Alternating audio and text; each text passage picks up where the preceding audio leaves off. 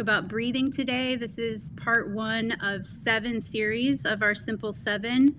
The 7 factors that will affect your health. All 7 are going to represent things you can do on your own and for free. So we're starting out with breathing. If you didn't get our newsletter, check the links below. You can sign up there, and after this you can join BodhiBuilding for much more in-depth conversations across all types of topics, content, you name it. So check us out, the links are below. So we're going to start with breathing. Alex, if you want to get going on, you and Zach, who are in the upper right corner of your screen, introduce Zach Klein and Alex Rubchinski. They decided to join us.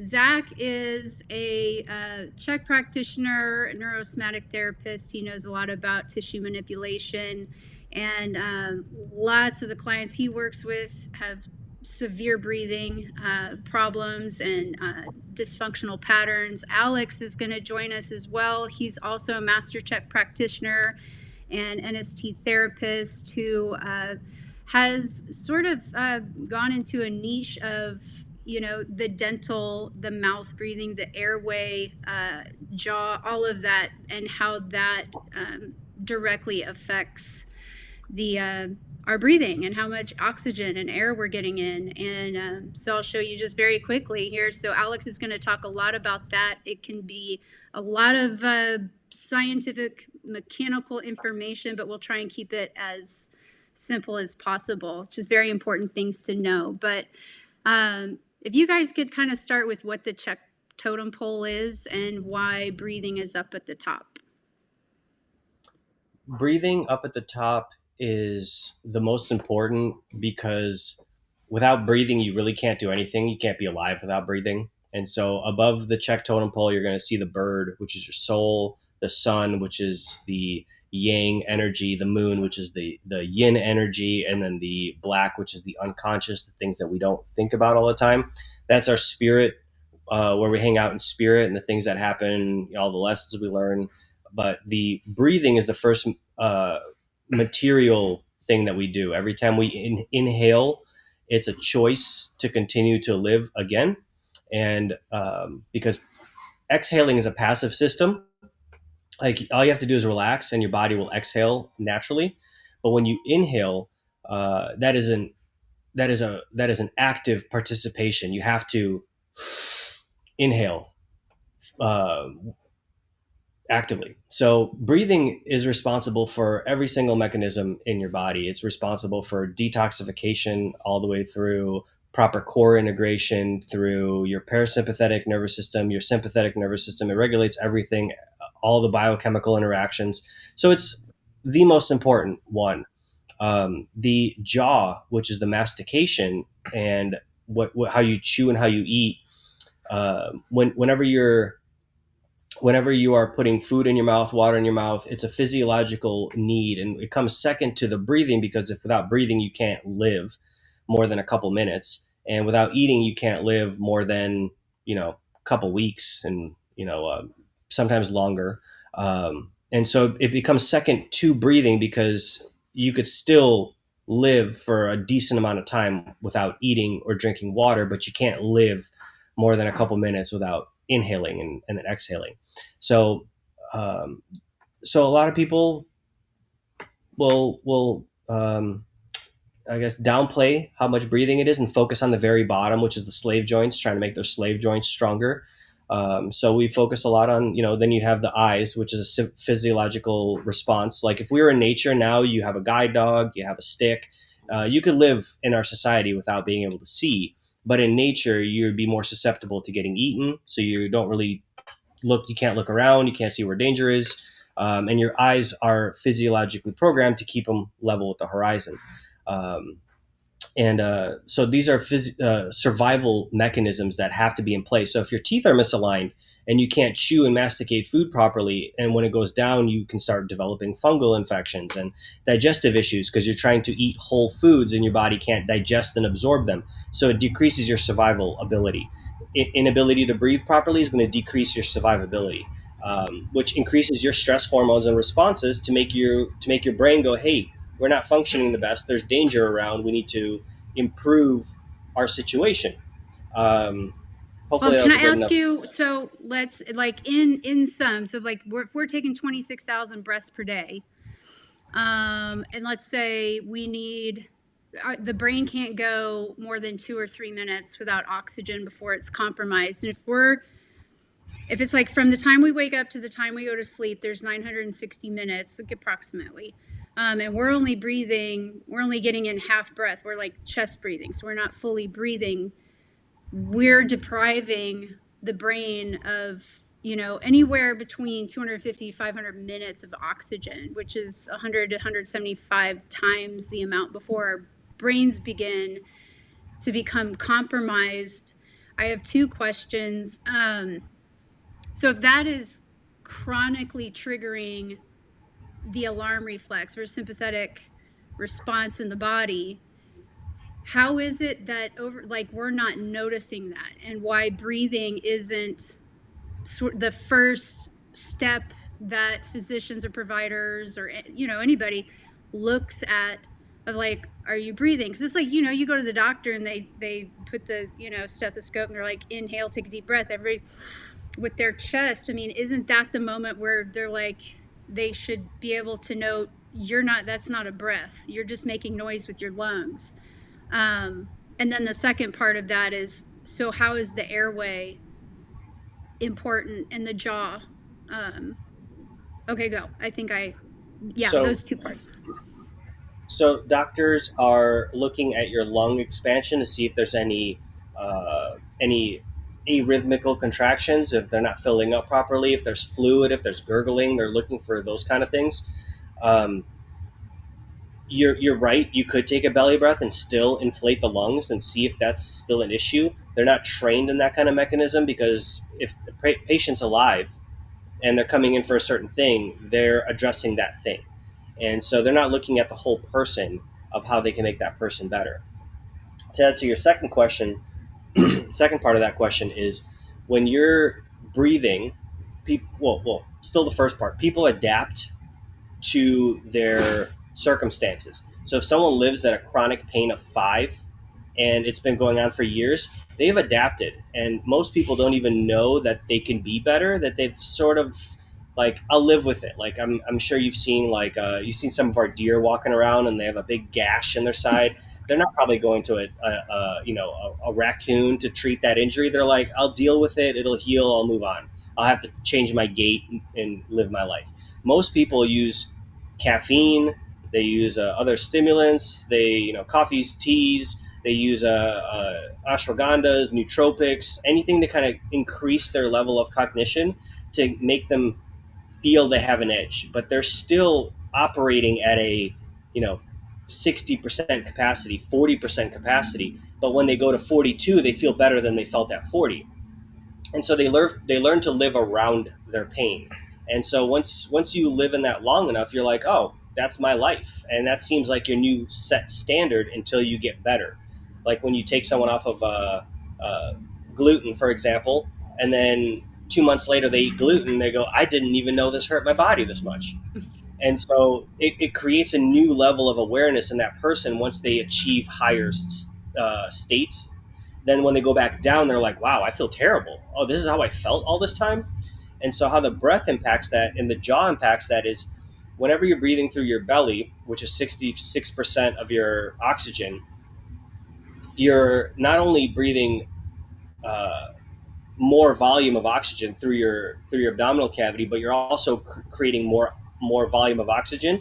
And if you're going through your nose, you can clean your airway. You can clean the air as it comes in. So you have turbinates in your nose that clean your air as you breathe them in, and um, and when you're breathing through your mouth, there's no filtration mechanism. So when you're breathing through your mouth, your jaw becomes unstable, it drops, the bones start to deform, you get a sharper angle on your mandible. So if your mandible and your chin are further apart, that's usually indication of a mouth breather, because your jaw will physiologically change to adapt you to keep your mouth open, versus people What with more causes sharp. the mouth breathing? obstructions in their nose, deviated septums, food intolerances, mucus buildup, not breastfeeding as a child. So if bottle feeding, thumb sucking, you're talking about like infant developmental uh, patterns that could disrupt that. Tongue ties, if the tongue can't go to the top of the mouth and open up the maxilla properly and develop the maxilla and hold it in place while your teeth grow and your maxilla grows, that can absolutely impact that. Like water bottles, like sucking, anything that sucks your cheeks in, but your tongue can't go back up and stabilize your jaw. And so when you So have as an crowding of the infant, that's developing like as an infant when you're breastfeeding and all of that. And so like a tongue yeah, tie would be that, huh? That yeah. little thing in the tongue. Okay. Yeah, I mean, there's several mechanisms I can show. It's either when you open your mouth and you can touch the all the way, and if you could touch behind your front teeth with your tongue, that'd be more of indicative of like an anterior tongue tie. Someone that can't do that, they'll be like this. Okay. They can't reach it. That's more of an anterior tongue tie. A They call it a posterior tongue tie, but as of recent, they've been changing it to like a middle tongue tie. You can, and which is what something that I have that I need to get treated is when you take your finger and you put it inside of your palate here, and then push your tongue down, and you're going to not be able to lift your tongue anymore. See, my tongue Oh, doesn't go up to my front teeth anymore. So okay. that is an indication of the middle of the tongue not being able to go into your mouth and basically spread out your palate on the posterior. So you see people with like narrow teeth. Look at me real quick. Narrow teeth. So you'll see like the front six teeth, and then you'll see them shoot down the back. You can see a gap. You don't Uh-huh. see all of their teeth. And so you should be able to see all of your teeth when you smile. Like with all this airway stuff, like you can start to see all my teeth when I smile. But there's still gonna be, yeah, like Sarah, you have great. Jen, let me see. Yeah, see, there's some spacing, but Sarah's like you and I have that same like little gapping. So that's where our teeth need to grow into. Versus Sarah's, you can see her whole profile of all of her teeth, which is a good indication. Yeah. So when you crowd the mouth and then you restrict the tongue, when you show me that picture again that you had up of the airway, what you don't see really deeply is the tongue. And the tongue goes down the throat, and when it's crowded, like when you make, show back to me again, and when you like make your tongue fat and you stick it back there, it's hard to breathe. And so when the mouth doesn't go out far enough forward and the tongue doesn't stretch out, Mm-hmm. then and rest on the top, it makes the tongue skinnier, so it opens up the airway.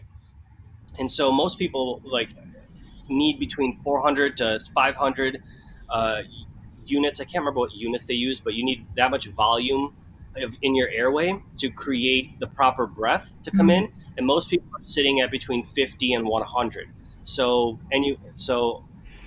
I don't know what is that in math, like 80, 75 to 90% obstruction of what they should be breathing in. And is And then that for nasal and mouth breathing, both similar?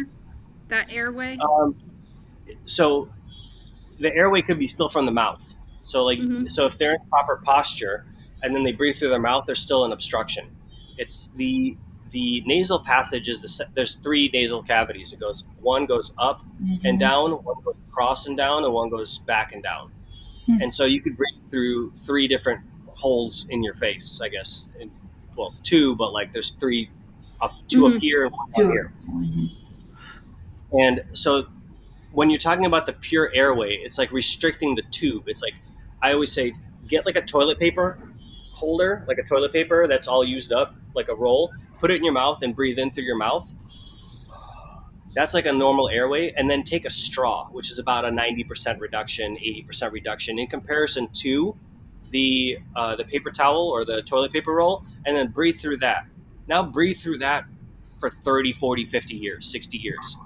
And so even though we're breathing, a lot of people don't know that you can get your airway opened up and fixed in the lateral and the anterior dimensions, so that way your tongue can be in the right position. For kids, it's a lot easier. It's to do, and a lot of parents are like, oh, we got to get your teeth fixed, they're crooked, and then they go to the right dentist and you can put some ALF devices and it's quick. But for Because of the adults it growth takes, plates are still, is yeah, that they're it? still moving, Okay. they're easy, yeah, they want to grow, their bodies want to grow, they're full of growth hormones still, their body's expanding. So when we're when you're talking about like that airway being reduced severely from the jaw, from the nasal passages being blocked, and on top of that, like when your maxilla isn't wide enough, like everyone that is watching this can breathe in through their nose, and then take their fingers and put them right on their maxilla right here, a little bit, and pull like a little bit apart, and then see how much better you breathe. So Mm-hmm. that's your art. And so when your maxilla grows, it pushes that open and stretches tension through your nose as well. So basically, when you breathe in, you don't have a collapse. That's why people, use all those intake strips and any kind of like nasal breathing strips, is because they need that traction on their skin to keep their nose open to compensate for the physiological dysfunction of their maxilla not being wide enough to create tension on their own face. And Alex, I just wanted to touch on this because I know you've talked about it before, and I think it's important for people to know, like, it impacts your jaw and your ears as well. Yeah. And so, yeah, when the maxilla goes backwards, unless you have an underbite, which some people will have an underbite where their mandible goes in front, and that's a compensatory mechanism for the maxilla not being far enough in front.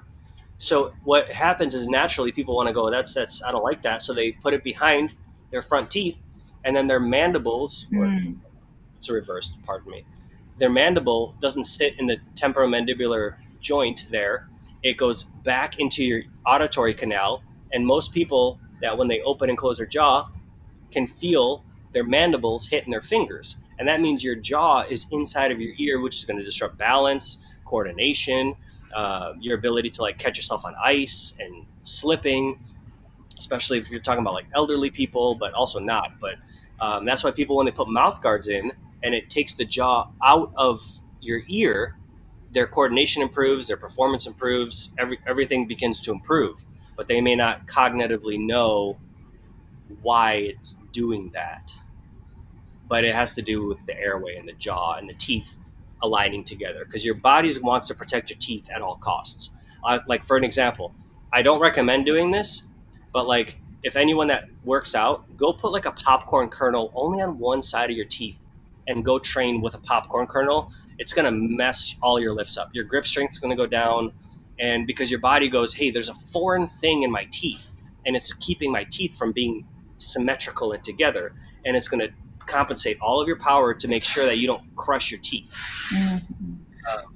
And so, like I said, I don't recommend doing this, but you can take even a popsicle stick and put it on one side of your mouth and try to go do a grip strength test and watch your grip strength plummet. So yeah, that's why it's really important to make sure that your jaw's properly aligned, and most people have these issues, and different kinds of sleeping mouth guards, getting your jaw to your ear canal, opening up your airway, because your tongue needs to go somewhere, your jaw needs to go somewhere, and that's going to open up your airway. And if you don't do that, that's when you see in the fitness industry, you have this huge emphasis on military spines, which are like necks like this, and forward head posture, which is the second major money maker for any therapist. Is anytime you see a forward head posture and a military spine, you're like, oh, this is going to be great, because they're going to always come back. And so even though you can fix it, when you fix it, you're going to obstruct the breathing. So the person naturally is going to go back to that totem pole. After you fix the slave joints, they're going to go up the totem pole and go, I can't breathe again. And so they're going to go put their head forward, or they're going to have this lift their chest and go, well, I feel more confident now. But then they have their spine is completely straight and it doesn't move properly, and then they're going to have tension all the way up their back of their neck, or their sternocleidomastoids on the front of their neck, base of their skull. They're going to get headaches, and it's going to create a whole other slew of problems. Did I answer your question? Yes, it did. Because it's just so much. It's so much. Because I mean, like we haven't even talked about the diaphragm. We haven't talked about the breathing is like 70% of the body's detoxification system, like activation of the sympathetic nervous system and stress, and like how that leads to, the breakdown of mucosal barriers, allergies and asthma, and like all of that. But I do think it's important because like this is a photo of my airway when I had jaw surgery. And the reason this is so important to me is because I had in 2010 upper jaw maxillofacial surgery, because my airway was so bad that anytime I laid down, I couldn't breathe. Anytime I looked up, I couldn't breathe. Every time I opened my jaw to take a bite of something, I couldn't breathe. So they had to take my upper jaw off, put in pins, and then screw it back in. And this is after. And so like on the left side, you can see my airway, and on the right, you can see it on, next to my spine. And even then it's pretty obstructed, even after surgery. However, like I didn't realize I could breathe that well after the surgery. Like I could actually feel the breathing. But if I had known all of this before or then, like it would have been way different. And a lot of people get upper and lower. Oh my God, I can't even imagine if you had to have both. Luckily I didn't. But that surgery is so painful, and the recovery is so painful, and couldn't eat for months. It's just the way that we go, in allopathic or Western medicine, as wonderful it is in so many ways, like sawing bones out of my face and like putting them back in was the solution at the time. Obviously they want me to breathe and I need to breathe, but there are other ways of going about that without being so invasive and then living with screws in your face for the rest of your life. And so that, again, like that's why just breathing is so, so important on so many levels. And this is kind of like high tech discussion around breathing, but and we'll get into the basics, but this is why Zach and Alex, a lot of times when clients come in, oftentimes they will say, you need to go fix your jaw first, and then I'll work on you. And the reason of that is because anything they do can help, but until the breathing issue and the jaw and the airway is fixed, issues are going to continue to come back. Did I say that correctly? Yeah, basically, in summary, if someone comes in and they have the funds to do both at the same time, they do. But if someone has only the funds to do one at a time, I always suggest that they go get their airway fixed, because if they only have one shot to fix this, then and they only have one, only a certain amount of money to do this, and I would always recommend that they go get their airway fixed, because that's going to solve so many more problems. And because I know this, I ethically I can't take their money, knowing that they could have a long-term solution, a longer-term solution than if I put them back in posture. Then I know that they're always going to slip back into that dysfunction, unless they come see me and they say, hey, I'm in pain, chronic pain right now, get me out of pain. Then I'll save money to go do this thing. Then I'll go and, re-sign up later. But we budget for that, plan for that. And so it's a whole different situation. But if someone had only one thing to do, I'd recommend them to go to a airway dentist like Dr. Liao and get their airway fixed, because the return is so much better than going to like physical therapy or chiropractic 3 times a week for 10 years. You get your airway fixed, most of your problems are going to go away. And then I come in and Zach comes in and we clean that up. We clean up all those little dysfunctions and, motor pattern issues, and reprogram the body and teach them how to breathe again through their belly. And because like improving someone's airway by even 50%, Like we had this recently where we had someone with Hashimoto's that after getting their airway fixed, and suddenly they don't have Hashimoto's anymore. We don't say we fix anything, but purely observational, then, oh, interesting. Like they came in with Hashimoto's, we treated the airway, and amongst other things, and then, oh, that went away with time and putting some other careful things in place. How interesting. So long term wise, increasing the volume of oxygen your body gets when you sleep, when you exercise, when you're at rest, is way more critically advantageous than doing forward head posture exercises until your neck is looking like a linebacker. And since we brought up Dr. Liao, I just wanted to say we'll add information about him too. Dr. Felix Liao is amazing. He sort of championed a lot of this. He has a great book. It's called 6 Foot Tiger, 3 Foot Cage. And he is, he does a lot of AMD training for dentists, which is what we're talking about, is, where they work, they fit you for the appliance that helps the palate grow to where it's supposed to be, which opens up the airway. And he's really changing across the, US, Canada, all over. Yeah. Sort of how dentists approach it. And if you want to go to his website too, he has on his website trained dentists, Yes, biological dentists. That you can find them near you. And if you can't find it, you can just email them and they will help you find a dentist.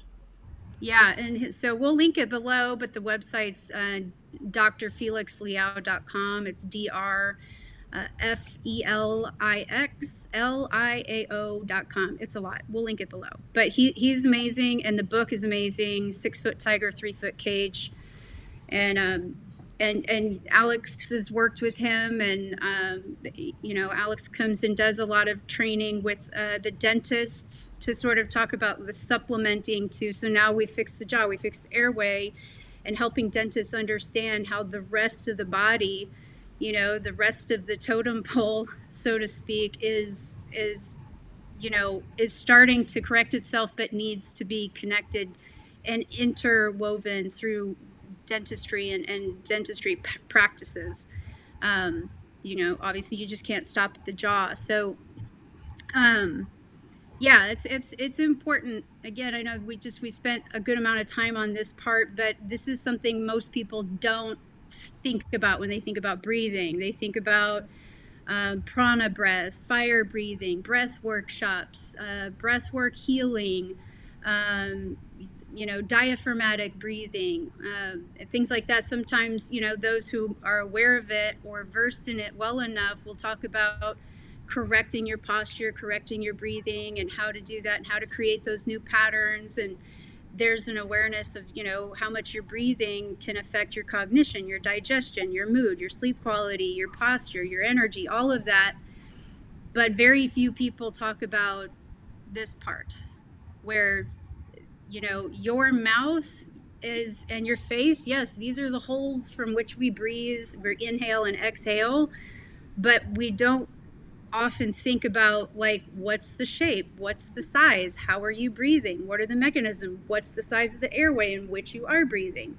And so I thought it was really, really important to start it off with that. And I know it's pretty complicated, but Alex gets pretty deep into that stuff. If you go to his Instagram account, that's also linked below, Health Performance Engineer.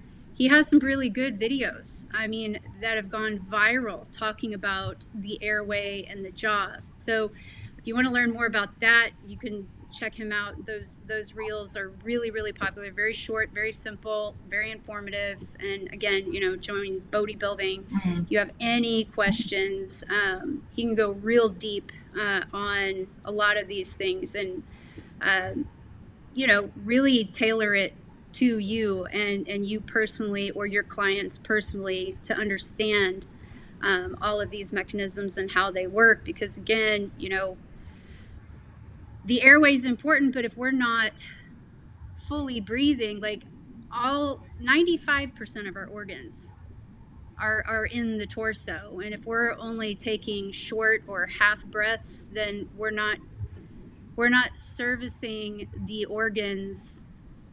We're not servicing all of the organs. We're not decompressing enough in inhalation, exhalation to detox them and get more oxygen into them, right? As well as to push, pathogens and toxins out. And one thing I did learn when we were, super early on in the Czech Institute was Matt Walden talked about sort of the accordion mechanism.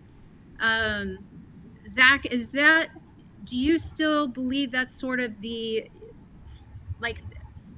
you still believe that's like a good analogy to use with the diaphragm, or is the accordion more like an interconnected relationship between the diaphragm and the psoas and the pelvic floor?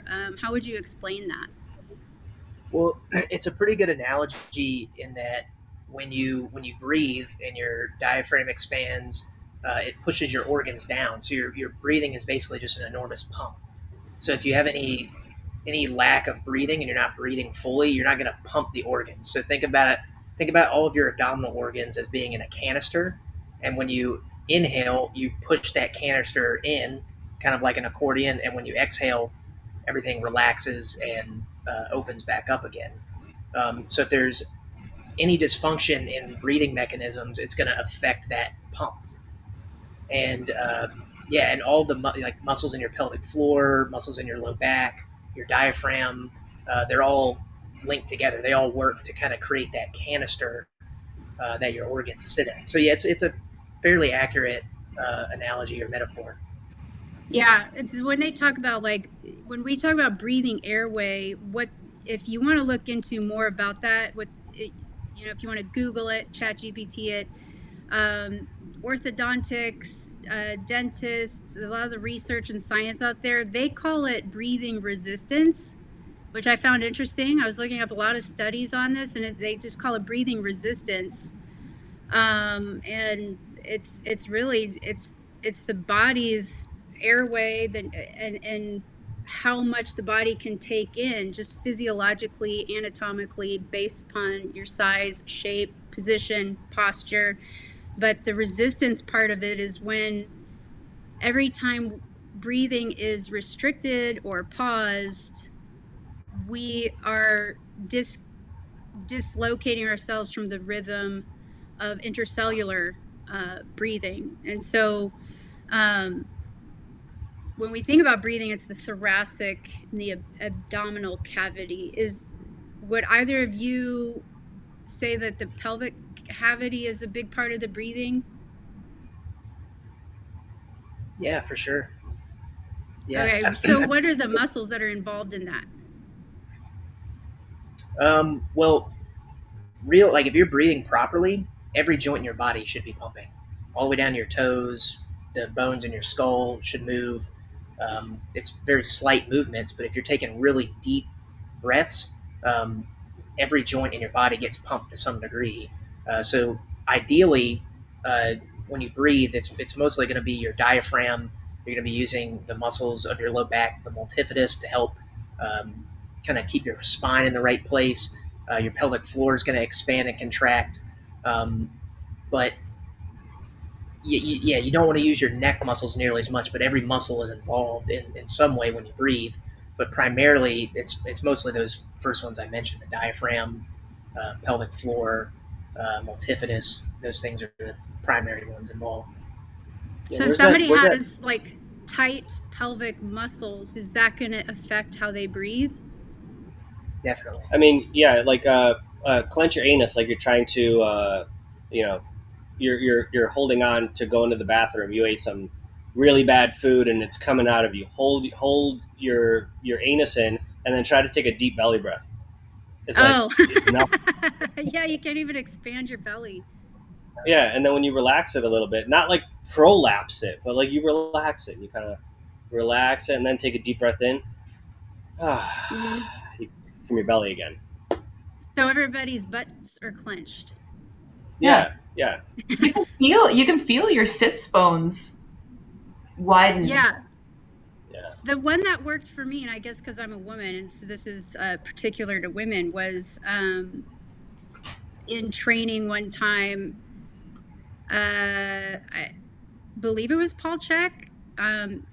It may have been Ashley Mazurek too. I'm not sure, but they said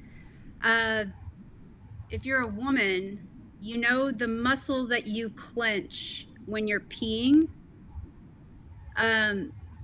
to like when you're at the end of when you're urinating and the last bit is coming out and you clench that muscle, and it's like the visual, you're imagining it, then you could, yeah. She said a lot of women have that contracted all the time. And if you visually relax it, then you can take a full breath, like you can exhale through the belly. But if it's clenched, you can't. So, but I guess the butthole works for everybody too, because I just tried it. I couldn't even move my lower abdominals at all. Well, it's both. You're right. It's on men. It's on men as well. Like we men play a game. It actually strengthens your unit a lot better when you have a stream and you cut it off midstream and you turn it back on and you cut it off. It's the same thing for men. You can also relax that muscle at the same time, and you're going to notice that the breathing, your lower abs are going to like fall a lot more effectively. Mm-hmm. And so inhalation is extension, abduction, supination, right? And then extension, abduction, supination. So when you exhale, you're flexing. That was also something important that I learned too. Like I didn't realize, because a lot of people suck their bellies in. They want to look thinner, and that can create that short half breaths. But when you exhale, you actually are contracting, not the other way around. Are there people that when they exhale, they're extending? It shouldn't be. I mean, have you seen that pattern? Yeah. How does that happen? A lot of yogis do it. When they exhale, they do a TVA draw and they go, and then they get really tall. Like for example, when you take a deep breath in with your chest, like take a deep breath in with your chest, only your chest. You extend. Weird. Yeah, it feels really weird. Yeah. Okay. Huh? Yeah. Like, inhale. Yeah. Inhale, and then as you exhale, try to suck your belly in. It's going to make you want to go upright. It's not going to bring you in. So inhaling, you're coming out of the fetal position. And then exhaling, you should be going back into the fetal position. Not like totally, but it should look like this. Yes. And so what are some other patterns that you guys see with people? Like, one I've heard a lot is it's hard to exhale. Why is that?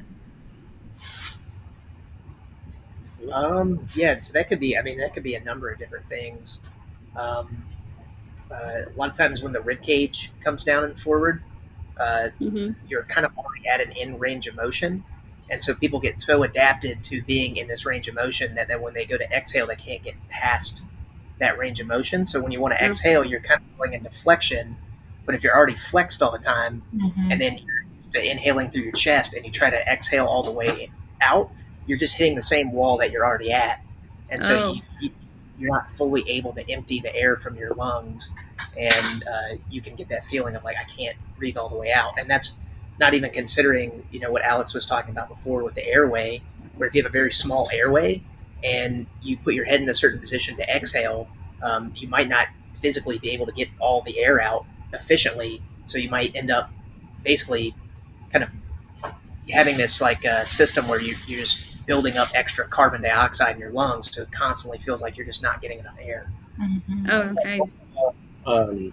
Like intestinal inflammation, if your organs are inflamed, And when you try to exhale, and your organ and your abdominal wall tries to push your organs, and they go nope, is because the organs don't like to be pushed down. They're called viscera because they're viscous, and viscous fluids are non-compressible fluids. So if they are swollen, they don't like to be compressed. Mm-hmm. And so when you try to exhale and you can't, so you have to inhale beyond your capacity to inhale, stretch your abdominal wall out, and then go back to like 40% exhale, because you can't do a TVA draw because the organs will move out of the way. They won't compress. They will move out of the way. Like when women get pregnant, all the organs get moved everywhere. And so when someone that has extreme amounts of extreme amount of abdominal inflammation, their bodies aren't going to allow it to be pressing on them. Then you can add the next stage. Someone could have an undiagnosed herniated disc or some kind of other spinal pathology. They can have pain. They can't exhale. Those are the big ones. Yeah, I think you nailed most of them.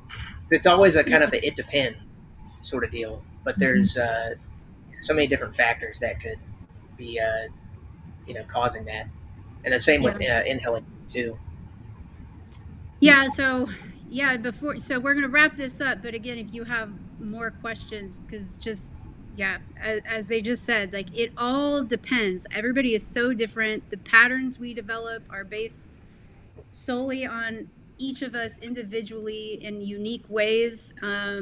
We all share some things in common. Some things are more common than others, but really figuring out the root of it and correcting the pattern is all dependent upon the individual and what's going on. Because, we all have very unique blueprints and shapes and backgrounds and health status and traumas and stresses and environments and all of that affect the breathing. So if you're stressed out, you're always bracing for some emotional response to anything, situations, circumstances in your life. I mean, you even just getting like an email that has the first sentence can just cause an emotional brace, and then you can continue to read it and you're like, oh, whew, like a lot of that is happening all the time, new text messages, the notifications, the news and stories, and everything, like everything going on right now. I feel like it has the world emotionally bracing all the time, where it's this chronic holding your breath, white knuckling everything. And even just saying all of that, I'm like, I had to stop. Like I need to exhale, because it's so much all the time, and our nervous systems are adapted to that. And so if you tried, I found when I was trying to change the patterns of my breathing, it was so difficult because I was so habituated or into the pattern of dysfunctional breathing that I got stressed out trying to correct my breathing. And that can cause people to not have success in correcting their breathing patterns, because it does. We adapt to stress, so that when you try to undo that adaptation, it's stressful. I was going to ask you guys this too before we jump off. How many reps? Well, before you ask, what you're talking about is because a lot of this is not talked about. Think about like a boat with a hole in it, and all you're given is a bucket, and no one ever told you that there's a hole or even how to plug the hole. So most people don't even know that the airway is an issue. All they're doing is fighting their skeletal system from poor development, and they're trying so hard to do the right things, but they physiologically can't until you give someone the plug, metaphorically speaking, or the tools to open up their airway. And then they're like, man, there's no fighting. There's no reason to fight this. Like it should happen naturally. And that's what people forget. Your body is amazing. And if you give it the right circumstances and environment, it does what it does. Like, when's the last time you had to control your blood pressure, or how many times your heart beat in a minute? It's like, no, it does it all by itself. And so hold your breath as long as you can. You're not going to pass out. You're going to eventually go, you're going to breathe in, because your body knows certain things, and you don't have to pay attention to them half the time or all the time. That's the autonomic nervous system. So it's like, it's a self-fulfilling cycle when people are don't have the information that they need to let their bodies do what it's supposed to do. And Right. one more point with all this is this airway issue is a relatively new phenomenon in human development. A lot of this is based on the work of Weston A. Price, where he went back in the 1930s and went all around the world and looked at tribes that were untouched by modern society, and he found that all of them had perfect maxillas and perfect teeth and like no health problems at all, which is like really contrary to what people are taught. And so if you didn't know this and your parents had nutritional deficiencies or whatever, and you were born with a deficient maxilla, you can go your whole life. And if you just meet people that don't know about this stuff, then you're going to end up going around your whole life with a small mouth and a small hole to breathe out of. So it's kind of a new modern phenomenon, but that's kind of what what we're doing is how do we get this information out to people so that they know? Yeah, it all starts here, like in your face, boom, right here. Like that's so. I mean, it makes sense. It absolutely makes sense. It's not something providers, practitioners, or coaches or trainers really know a lot about, or talk about, or understand the importance of or value of it, because that is where it all starts. How you chew, how you breathe, the size, shape, posture, everything of where you're breathing and exhaling, and that's affecting the rhythm. Like your breath is a rhythm, and just like next week we'll talk about sleep, like there's a rhythm there. Everything has a rhythm. Every single one of your cells, they're breathing with or without you. They have a rhythm that's called intracellular breathing. Your cells are breathing all the time. You don't know about it, and so what we have to utilize in order to breathe, in order to get the oxygen, is going to affect those rhythms, is going to affect the pulse of just how well our body is operating. And too much oxygen can also affect you as much as not enough oxygen, and activate the sympathetic nervous system. And so, yeah, figuring out your breathing will help you sleep. You'll be in a better mood. You'll need less coffee or stimulants. You'll have much better digestion. If you've got digestive issues like I did my entire life, breathing properly, you'll have much less digestive issues. And you'll be able to harmonize, with the internal, respiratory rhythm of your cells, and sync up and optimize all systems to function properly. So, yeah, thank you, Alex and Zach, for joining us, and Jen, as always. And next week we'll talk about sleeping, and we'll talk about those rhythms. That'll be part 2 of the Simple 7.